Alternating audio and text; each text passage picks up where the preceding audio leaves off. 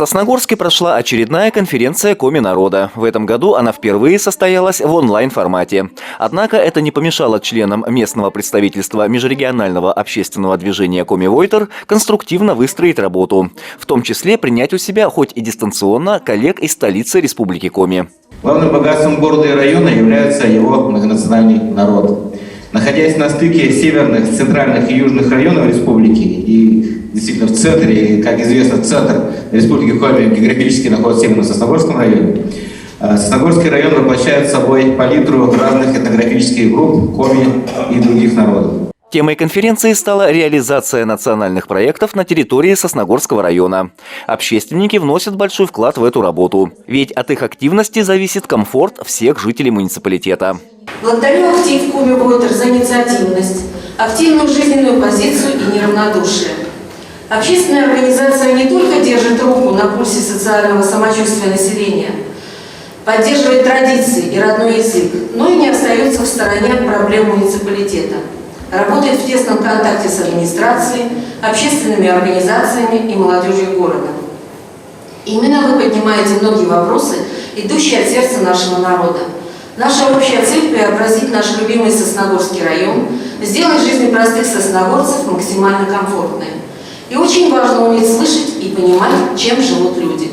О работе сосногорского представительства МОД Коми Войтер участникам конференции рассказала председатель общественной организации Ирина Ушакова. Приоритетным направлением работы стало исполнение резолюции прошлогодней конференции. В 2021 году работа правления Сосногорского представительства МОД Коми Войтер осуществлялась согласно плану работы на 2021 год. В него вошли совместные мероприятия с Центром Коми и национальных культур, Управлением образования, Управлением культуры, администрации района. В год столетия Республики Коми многие из этих мероприятий были посвящены именно этой юбилейной дате. Главным вопросом конференции стала реализация национальных проектов. Как отметила руководитель отдела экономического развития и потребительского рынка районной администрации Ольга Савенкова, в прошлом году муниципалитет принял участие в реализации 4 нацпроектов. В течение года для учреждений культуры, спорта и образования приобреталось различное оборудование. Также проводились мероприятия по благоустройству населенных пунктов Сосногорского района.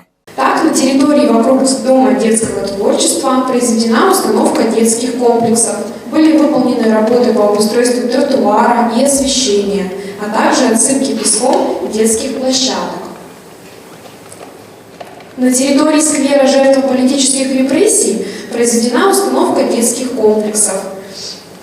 Были выполнены работы по обустройству тротуара, освещения, работы по ремонту стеллы и отсыпке песком детской площадки. Также участники конференции заслушали информацию о жизнедеятельности сельских населенных пунктов Сосногорского района. В своем выступлении начальник управления жилищно-коммунального хозяйства Виктория Гоголева рассказала о ремонте дорожного и жилищного фондов, об устройстве освещения в поселках, обеспечении местных жителей телефонной связью и доступом в интернет и других вопросах. По безнадзорным животным.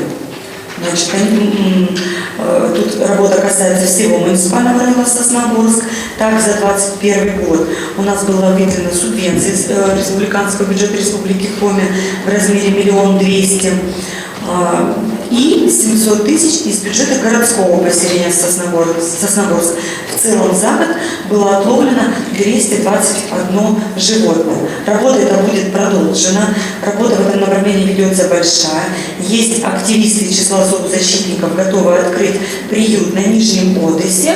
И также в планах строительства обустройства приюта в городе Сосногорске. В завершении конференции члены Сосногорского представительства Коми Войтер приняли резолюцию, в которой отметили необходимость продолжения осуществления контроля за вопросами, входящими в компетенцию ряда республиканских министерств, а также администрации Сосногорского района. Андрей Калиничев, Евгений Юрин, Вести Тимана, Сосногорск.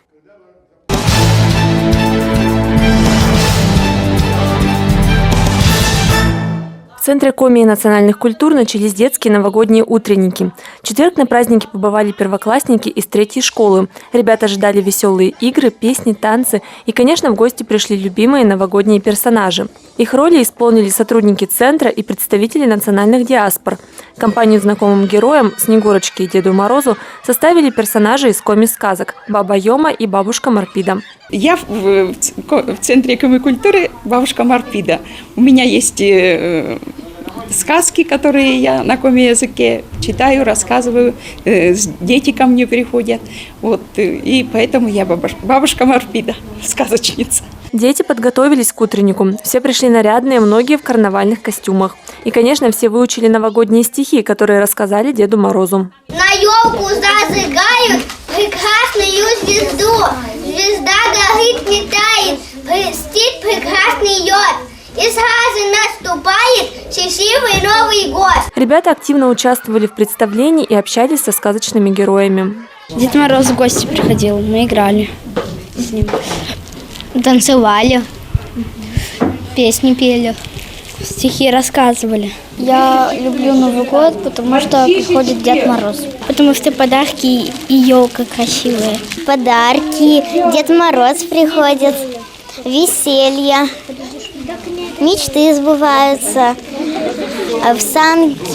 на санках катаются, на плюшках катаются, на снегохатах, в сугробы ныряют.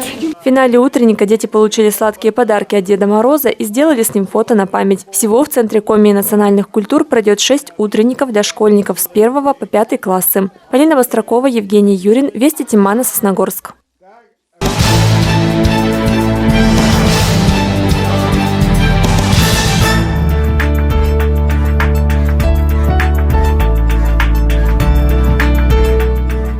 Необходимо покупать пиротехнику, изделия в специализированных магазинах, которые именно продают именно пиротехнику. Всегда смотреть сертификат соответствия, потому что каждый гражданин имеет право запросить тот или иной сертификат, который хочет купить продукцию. Также запрещается у нас продажа пиротехники детям до 16 лет. Но если есть такие случаи, что у нас производитель ставит более высокие, скажем, возрастной цензор, это старше 18 лет, не младше. То бишь необходимо также смотреть, чтобы пиротехника была инструкция на русском языке. Есть сейчас пиротехнические изделия, которые даже на самой коробке есть рисунки, так скажем, как использовать, как, что делать. Желательно, конечно, все-таки почитать до конца инструкцию, потому что бывают такие случаи, что необходимо соответствие расстояния от жилых домов, от строений, от транспортных средств, потому что у нас в правилах противопожарного режима есть целый раздел, это применение и реализация пиротехнических изделий бытового назначения. Там все указано, все четко есть, ограничения по тому, какой должен быть радиус того или иного изделия. Есть также, допустим, что необходимо при покупке хранить дома, если пиротехнику, то в сухом месте, недоступном для детей местах. Есть у нас тоже такие вопросы, как, допустим, гирлянды. Если взять гирлянды, то тоже необходимо покупать в магазинах, которые специализированы, не в маленьких магазинах, допустим, потому что бывает, продают и в других магазинах. Необходимо покупать все равно специализированным, потому что на гирлянды тоже имеется свой сертификат соответствия.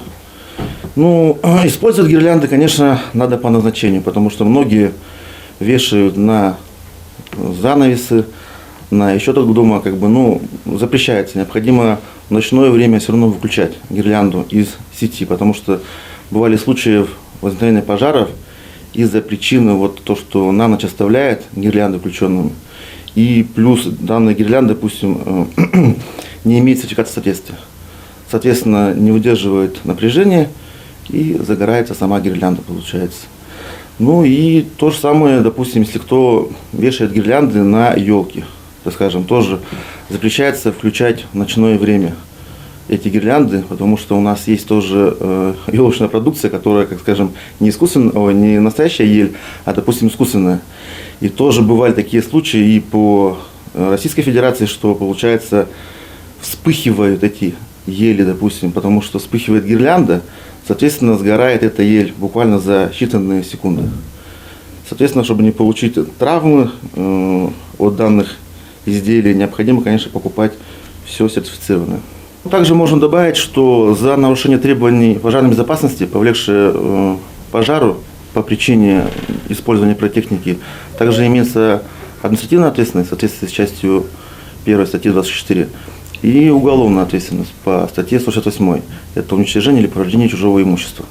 Потому что если лица не достигли возраста привлечения к уголовной ответственности, то они привлекаются к административной ответственности. То есть хочется напомнить всем, что будьте аккуратнее и следить за тем, как использовать пиротехнические изделия.